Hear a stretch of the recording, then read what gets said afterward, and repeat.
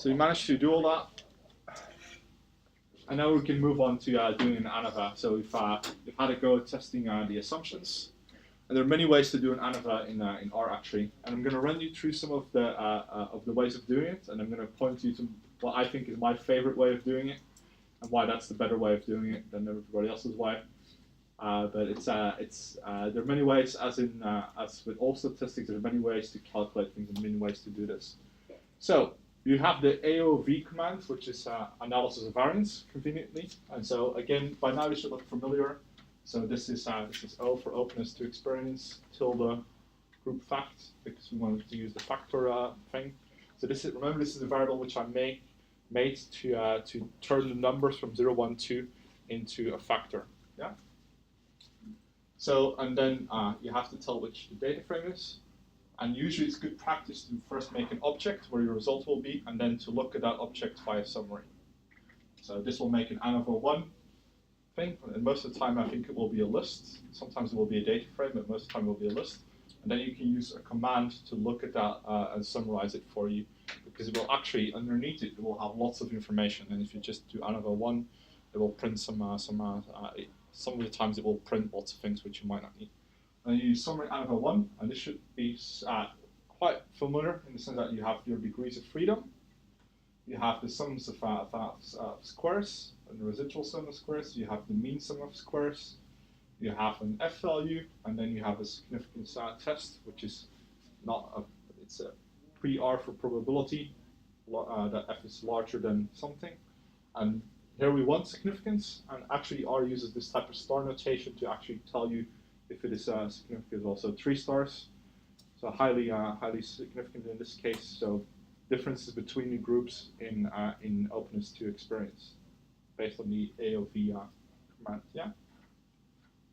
Everybody sort of understands this type of output. So it's similar to your SPSS output, which you might have seen. So all the information is there as well.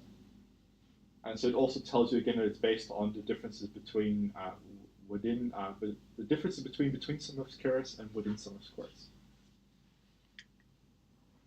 So LM, it stands for linear model, and actually linear model are like I'm not sure how far aware you are of this, but regressions and ANOVA are to a large degree related to one another, and so you can also use linear model commands in order to get ANOVA statistics. So rather than using AOV, it's LM, and then again O tilde group facts, and again you have to feed it where the data frame is. And so I didn't load any packages because these commands are part of base R, so they should be standard in some of the things. So what it then will do is it will print a whole lot more. So it will print a formula, it will give you the residuals, and you could plot those residuals, and that could also be a test in the sense that you want them to be normally distributed around 0. So the residuals are sort of your trash bag, and it should be a nice looking trash bag where it's not like all skewed to one side or all skewed to the other side. So sometimes you want to check that, and we'll come to that also when we do regression. So you can just look at the raw data, but you can also look at the normality of the model. And here it's printed the coefficients of the groups. It's left out the group, so it's just printed the coefficients of the group. The standard errors, and it's printed t-values, which is not what we want, but it's what you get from our regression model, in case you remember. We were actually after the F statistic, right? So we need to find that. So it will, by default, it will take, then in this case, it has only printed 2. So the other one is the reference category, so it's compared to those other ones. So that's because we don't need all 3 to compare. We can leave one out, and then we can take the other ones as comparisons to that group. So the one which is not printed is the one which is the reference category in this case. And you can swap them around by restructuring your data, by releveling your data, as you've also seen. So by recoding, so things go to like a lower value or a higher value when they're a factor. Yeah, but in this case, Europeans are the reference case. You can see that there's stars that this coefficient is going to be significant compared to the Europeans because it's already lined up. But we're first interested in the overall effect. So how do we get that type of F-test with the LM command? So the summary prints these parameter estimates, but that's not really what we're after. We are after the A-test, the F-test. Just by using the command ANOVA 2, it will give us this type of thing. And as it hopefully should, it leads to the same conclusion as we would have done the AOV command. Yeah. So it's the same type of star notation, the same type of things. Perhaps barring some rounding errors. There's also a drop one command that tells you to drop something from the model and then see if the significance changes. And this is for your reference, so you should know it exists because you might use it later on.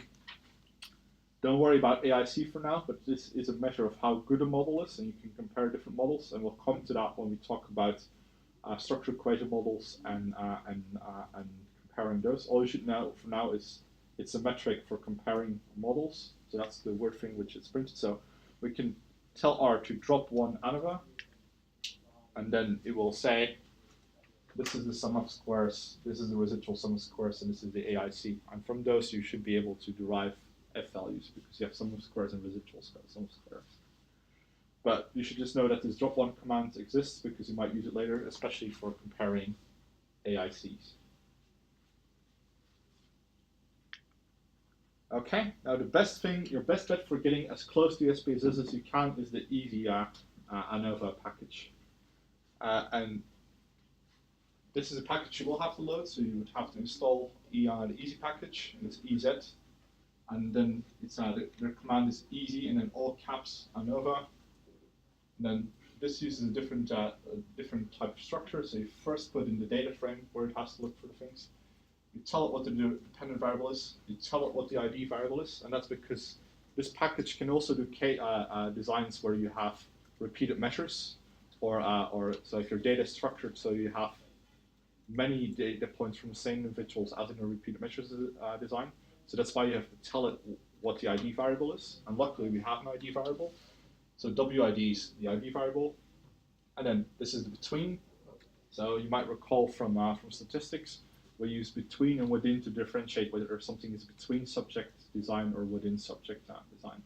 And so you would use the between command, and then I put in details through so it will give us all the information it has. So somewhat more complex commands, but easy ANOVA can do a lot more. For example, what it will do here already is it will already do the Levine's test for you rather than using this different type of package. The nice thing is that it's done the Levine's test for you in this thing one go. And it's not significant as it should be because that's also what we found with the different approach. And so this is our F value. Barring rounding errors, that should be the same type of significance test that we had before. And again, you have stars, and here it just started with 1, but it's entirely significant because it only uses a 1-star notation. So some of these packages differ in terms of how they use star notations. And then we have Jess. Any of you know what Jess is? Probably guess. What's guess? So guess is an effect size measure, which is also nice to have. So you might have heard of ATA squared, partial ATA squared. Yeah. So this is an effect size measure, and this is the generalized eta squared measure. And there's also partial eta squared, and there's also other measures like omega squared. And it sort of tells you, not the significance test tells you something is significant, and something can be quite easily significant, for example, because you have a lot of cases. But the effect size tells you whether it's a large or small effect, and you might have come across like coins D and R and like all these type of measures telling you whether something is a large or small effect. And so guess is one of those type of measures, so generalized eta squared. So how to do the Greek symbols, because you might also have to do something. So I'll give you this .rmd, and you can see how I made this type of thing. So if in your command thing, because you can't get nice Greek symbols just by using your keyboard, you would have to use some type of code, so you can check here. But also already in the first thing, I've pointed you to a link where you can use Greek letters, because occasionally you will have to use a Greek letter like beta. Rather than writing beta, we would like you to use the Greek symbol also in your report. So that's how you would do this. So you can check this thing, but also there's other things online where you can check how in Markdown you can print Greek symbols. So there's a link there, and I'll give you the RMD so you can go back and look and see how I made that appear there. So you should notice there's other measures for effect size. So there's also omega squared and partial omega squared. And if you're up for a challenge, you can figure out on your own time how to calculate those. But they exist. That's all you need to know. So, and again, research will work. It's all good.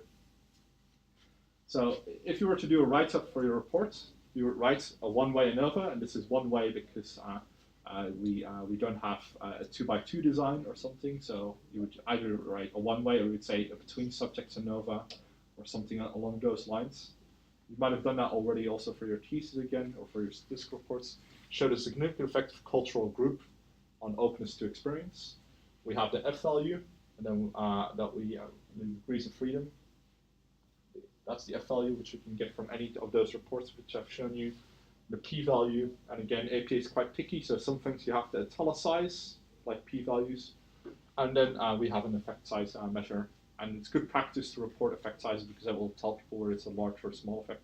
So 1 would mean that everything is explained by a cultural group in this case, and a 0 would mean that none of it is explained. So it's an okay type of effect, especially for psychology, so it could be potentially smaller. That's a sort of a ballpark range to guide you. Okay. So we want to store the results sometimes. So what we can tell, you can write it away, so you can take screenshots or build this type of mid-R document. But the nice thing is we can actually make APA-style tables directly from R. So that's the benefit of using it, is that using this type of command, so we require APA tables, apa.av.table, and then ANOVA1, which was one of the ANOVA objects. We need to give it a file name, apa ANOVA table doc, and then it has to have some type of number. I'll see if I can just show you. So this is, now it's printed here below in not so nice formatting. But I'll see if I can also show you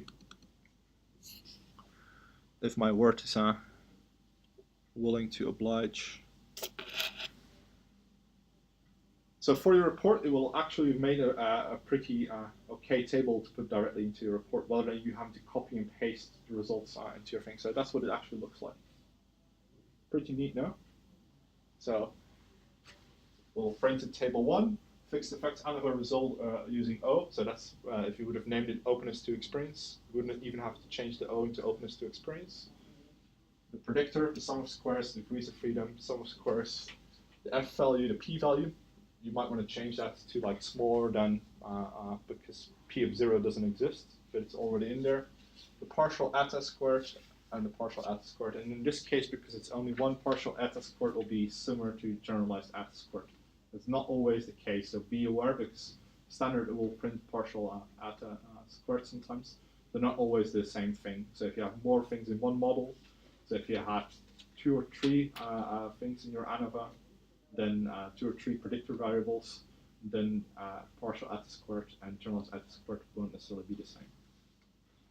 And so it also, so this is the, we'll have also done something nice, which is the 90% confidence interval for the effect size, which is quite nice to have. So this is a really cool looking APA-style table, which you've got with like a small amount of code. So especially if you have to make lots of tables for your report in Word, this will be a time saver.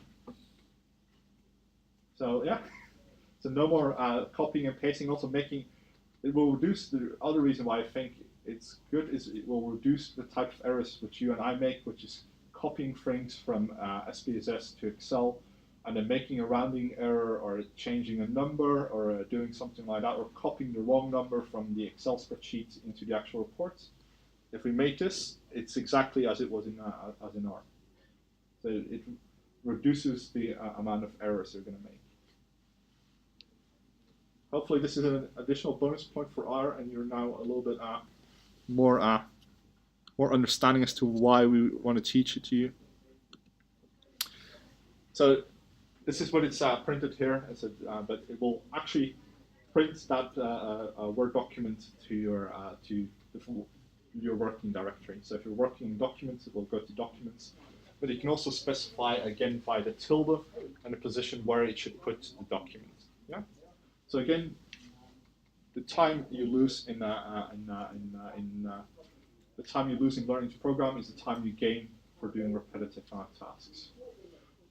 So we already have a hint. So we have the overall significance, but where does the difference lie? Does it lie between the European Americans and the Asian internationals, or is it between the European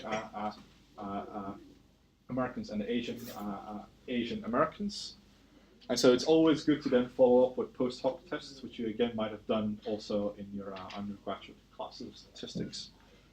And so most of the common things you might well have done is also Tukey post-hoc contrasts, yeah. And so that's how you would do it. So it's Tukey HSD. I think A is for high significance difference. Could be wrong. Don't quote me on that. But and then for the ANOVA thing, and then we print it here, and we'll again print some type of output. And so here it prints the adjusted p-values for the contrasts, and you can see where the difference lies. So a significant difference between Asian Americans and European Americans, and a significant difference between Asian Americans and Asian internationals. That's what it's telling us. And so this is a difference between the means, and again, this is the lower confidence interval and the higher confidence interval. And you can specify all of those, and you can sort of play around with it. So there's other commands to get different type of post-hoc contracts. So if your supervisor has a different type of thing, you're going to have to find out what it is. Like if you want Bonferroni or Holm or other type of contrasts. But I just show you how to do some here. There's many ways to do corrections. So you might have heard of post-hoc corrections like Bonferroni. Yeah, does that ring a bell? Why do they exist? Do you know why they exist? These post-hoc corrections? It's just because the dishes like to have fun. Again, think back to your comment about the t-tests. Yeah, so it's again to avoid that if we do many different tests post-hoc and we don't correct for chance level, we'll be overestimating how many of them are significant. And some of them are quite rigorous and will you would have to have like a quite strong threshold, and some of them are more lenient than other ones. And so that's why we have a number of them, because also statisticians can't decide on like whether to be really on one end or the other end. Yeah. So you can read more about them here, and you should use them sensibly. I'm personally not a big fan of Bonferroni corrections, and you can read more about the reasons why they cost lives in medicine and also why they don't matter for ecology. But usually it has to do with the fact that if you're gunning for a relatively small effect, then Bonferroni corrections will be overly conservative. And so it makes sense to do some type of corrections, but Bonferroni will just kill any type of chance of ever finding an effect. So, even though there might be a true small effect. So if you believe that there is a true small effect, then Bonferronis are overly conservative. Everybody with me thus far? So again, things you might have found, and here's again, like, you don't need Bonferroni, girl, there's no comparison. So again, you would use those type of tests post-hoc to do checks. Now we also want to make we can make again a nice report out of that. We can use Stargazer, which is an amazing package which will make HTML tables right from your things. But we have to do some data cleaning, and we use Broom for that. And Broom is similar to dplyr. It's like all built by the same guy. And the reason what we have to do is because sometimes the result will be stored in a list, and we need a data frame. And so often part of the problems we have is that we talk to R and we want something from one format to a different format, and Broom can help with that. And so that's Broom does the tidy thing. So Broom turns our results into a data frame, and we can then tidy it, clean it up, so to speak, and then we can export it to make a pretty looking table for our report. So the first bit is tidy result Tukey. So I make a new object and I tell it to tidy result Tukey. And then the next bit is a Stargazer bit, which will take a data frame and make a table out of it. And so this bit is the Broom bit, and this bit is a Stargazer bit. And then it's Stargazer, tidy result Tukey, so that type of thing which we just built. Summary, so this is, you can tell it to also print all the mean, standard deviation, and things like that for your data frame, but we don't want that because we just made a custom data frame with all the results we want. So, but if you had like the data frame overall, like the Iwasaki data frame, you can tell it to make a data frame of that entire table and give you the mean, standard deviation, modes, all sorts of other things. Might not do mode, but it will do mean, standard deviation, minimum, maximum. The type, so you can ask it to also do other types, but it won't do necessarily. I don't think it will do Word documents, but it will do other type of formats. And again, where we're going to find it, this is cheeky.html, and I shall show you that it actually does that. Hopefully, let's see for now. Yeah. So it's made this type of thing from the post-hoc contrast. So this is not as great as the Word document, but it's exported, and now you all you have to do is make it a little bit prettier when you put it into Word. So it's an HTML object, which you then can take in your browser, copy and paste into Word, and save you some time. So if we change the naming to something like prettier, then it will already have a pretty name here. But we have the comparison, the estimate, the confidence low, the confidence high, and the p-values, which is nice. So again, the time you would waste otherwise copying and pasting between documents are times you might be able to save here with using R. Okay. So part of your assignment will also consist of doing this type of things, so you can write away documents or write away HTML files with some of the overview results to save you time later. Let's return. So that's how to do it via Stargazer. Again, perhaps you might want to do it via Stargazer, but I wanted to tell you about Stargazer because Stargazer is a whole lot flexible, more flexible than APA tables. So APA tables will only do APA tables and will also not do it for all sorts of problems you might have. But there's an alternative way of doing this, and you can use APA tables to do it. And rather than APA.AV table, it's now APA.D table, and the D is for Cohen's D, which is a measure for effect size. We have to tell what the IV is, we have to tell what the DV is, we have to tell what the data is, we have to give it a file name, we have to say if we want a confidence interval, and we have to say if we want it, in this case I've told it to make a landscape table rather than like a portrait table, because especially if you have lots of information, it's going to look so much better if you do it landscape rather than things. And again, I've numbered it 1, again I should have numbered it 2 perhaps, but just for this example. Here you can already see a glimpse of what it will look like, but I'll see if I can show you again.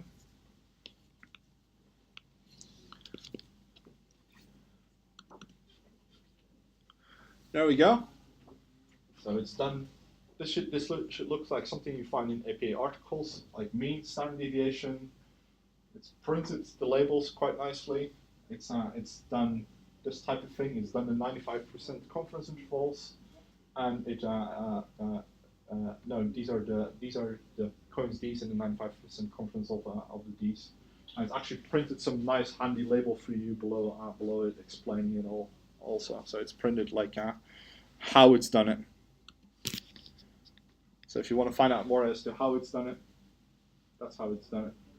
Again, I think this is quite neat, and this is one of the reasons why I think we should all switch to R, because it will save you time endlessly toying around with words and toying around with Excel to get things into different formats. Any questions?